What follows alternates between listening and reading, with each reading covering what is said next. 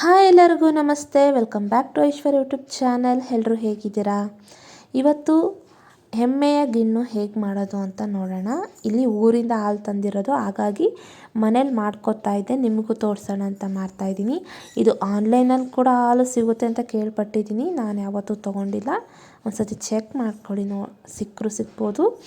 First ಇಲ್ಲಿ ಒಂದು ಪಾತ್ರೆನ ತೊಗೊಂಡಿದ್ದೀನಿ, ಅದಕ್ಕೆ ಹಸಿ ಹಾಲನ್ನ ಹಾಕ್ಕೋತಾ ಇದ್ದೀನಿ. ನೀವು ಯಾವ ಹಸಿ ಹಾಲು ಬೇಕಾದರೂ ಹಾಕ್ಕೋಬೋದು. ನಾನಿಲ್ಲಿ 1 ಲೀಟರ್ ಹಸಿ ಹಾಲನ್ನ ಹಾಕ್ಕೊಂಡಿದ್ದೀನಿ. ಅದಾದಮೇಲೆ ಗಿಣ್ಣದ ಹಾಲನ್ನ 1 ಲೋಟದಷ್ಟು ಹಾಕ್ಕೋತಾ ಇದ್ದೀನಿ. ಫಸ್ಟನೇ ದಿನದಾಗಿದ್ದರೆ ಸ್ವಲ್ಪ ಹಾಕ್ಕೋಬೋದು, ಟೀ ಕುಡಿಯೋ ಕಪ್ಪಲ್ಲಿ ಹಾಕ್ಕೊಂಡ್ರೆ ಆಗುತ್ತೆ.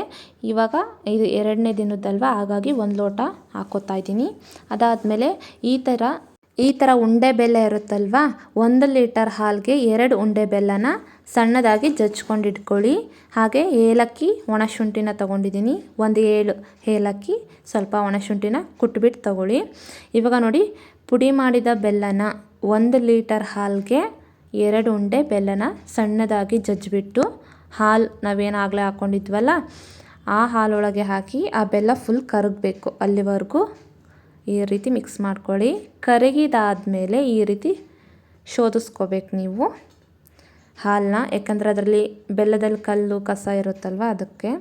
ಅದಾದಮೇಲೆ ಏಲಕ್ಕಿ ಮತ್ತು ಒಣಶುಂಠಿ ಪೌಡರ್ ಕೊಟ್ಟಿದ್ನಲ್ಲ, ಅದನ್ನು ಕೂಡ ಈ ರೀತಿ ಜರಡಿ ಇಟ್ಕೊಂಡ್ರೆ ಆಗುತ್ತೆ. ಅದನ್ನು ಚೆನ್ನಾಗಿ ಮಿಕ್ಸ್ ಮಾಡ್ಕೊಳ್ಳಿ. ಏಲಕ್ಕಿ, ಒಣಶುಂಠಿ ಪೌಡರ್ ಹಾಕಿ ಚೆನ್ನಾಗಿ ಮಿಕ್ಸ್ ಮಾಡ್ಕೊಂಡಾದ್ಮೇಲೆ, ಇಲ್ಲಿ ಕುಕ್ಕರಲ್ಲಿ ಮಾಡ್ತಾ ಇರೋದು ನಾನು. ಕುಕ್ಕರ್ಗೆ ಒಂದು 3 ಲೋಟ ನೀರನ್ನ ಹಾಕಿ ತಳಕ್ಕೆ ಈ ರೀತಿ ಒಂದು ಪ್ಲೇಟ್ ಹಾಕಿದರೆ ಆಯಿತು. ಅದಾದಮೇಲೆ ಸ್ವಲ್ಪ ನೀರು ಕಾಯೋದಕ್ಕೆ ಬಿಡಿ.